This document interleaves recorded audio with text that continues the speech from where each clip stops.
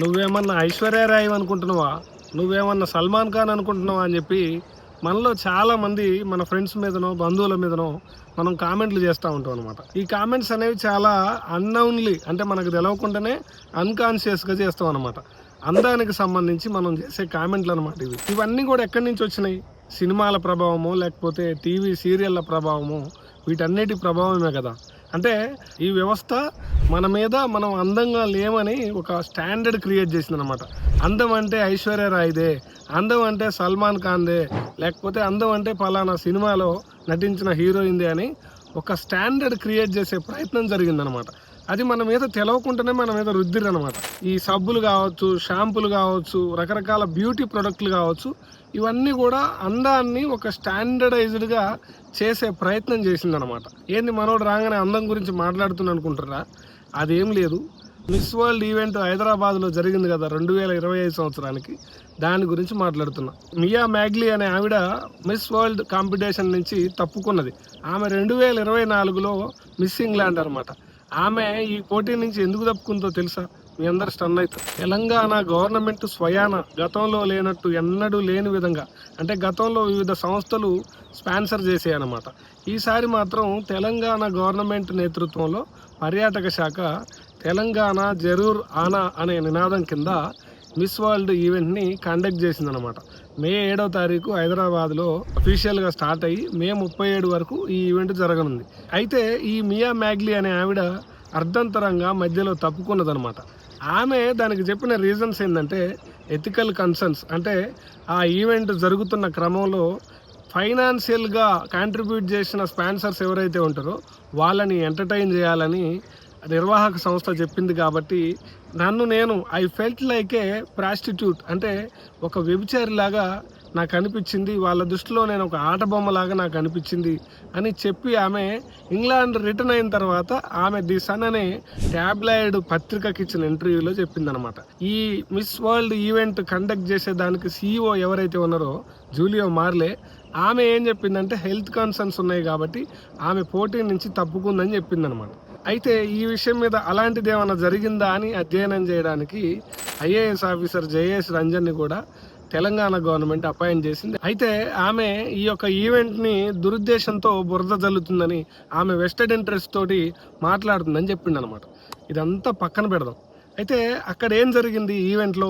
ఆమె చేసిన ఫస్ట్ ఆరోపణ ఏంటంటే, మిడిల్ ఏజ్ ఉన్నటువంటి స్పాన్సర్స్కి మేము ఎంటర్టైన్ చేయడానికి మేము వచ్చినామా, మేము ప్రాస్టిట్యూట్ల లెక్క కనపడుతున్నామా, ఆట బొమ్మల లెక్క కనపడుతున్నామా, మా ఫీలింగ్స్ వాల్యూ లేదా అన్నది ఆమె ఫస్ట్ క్వశ్చన్ అనమాట.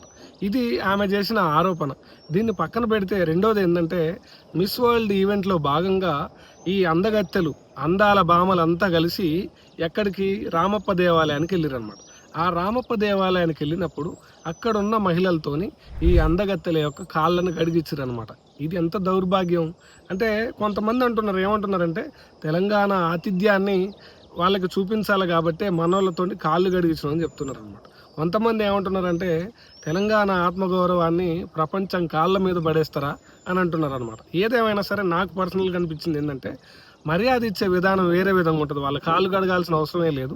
తెలంగాణ పద్ధతిలో వాళ్ళకు ఒక బతుకమ్మ చీర ఇవ్వటమో, లేకపోతే 4 పువ్వులు ఇవ్వటమో, లేకపోతే ఒక ఆటపాట కార్యక్రమం నిర్వహించి వాళ్ళని గౌరవ మర్యాదలతో సత్కరించవచ్చు. వాళ్ళ కాళ్ళ మీద నీళ్లు పోస్తేనే మర్యాద కాదు కదా. So let us come back to the story. అయితే ఈ అందాల పోటీలు, ఈ అందాల ప్రదర్శన ఏదైతే ఉందో, దీన్ని చాలా సంవత్సరాల నుంచి మహిళా సంఘాలు చాలా తీవ్రంగా వ్యతిరేకిస్తున్నాయి.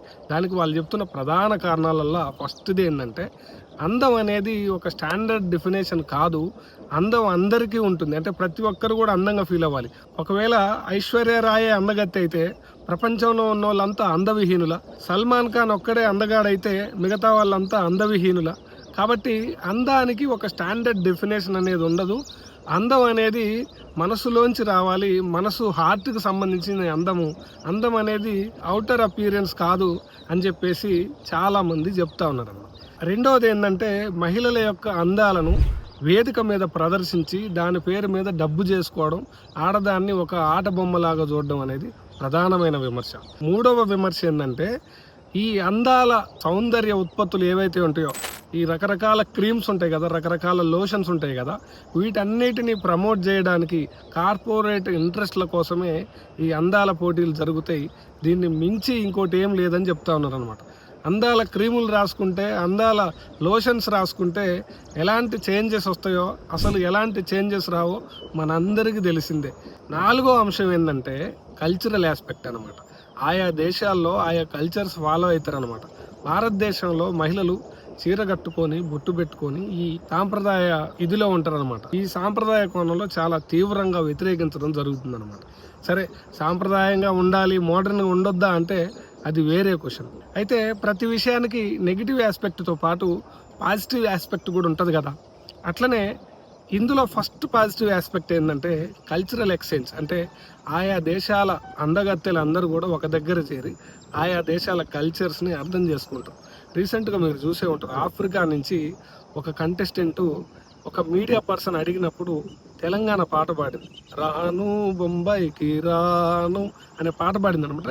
కల్చర్ని అర్థం చేసుకునే అవకాశం దొరుకుతుంది అనమాట.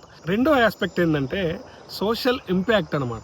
భారతదేశంలో సోషల్ సర్వీసు ఎంత జరిగిందో నాకు తెలియదులే, కానీ విదేశీ మిస్ వరల్డ్ అంతా కూడా చాలామంది, మెజారిటీ మంది వాళ్ళ యొక్క రెమ్యూనరేషన్ నుంచి అనాథ పిల్లలకు, తర్వాత ఆకలితో బాధపడుతున్న దేశాలకి కాంట్రిబ్యూషన్స్ చేసిరనమాట.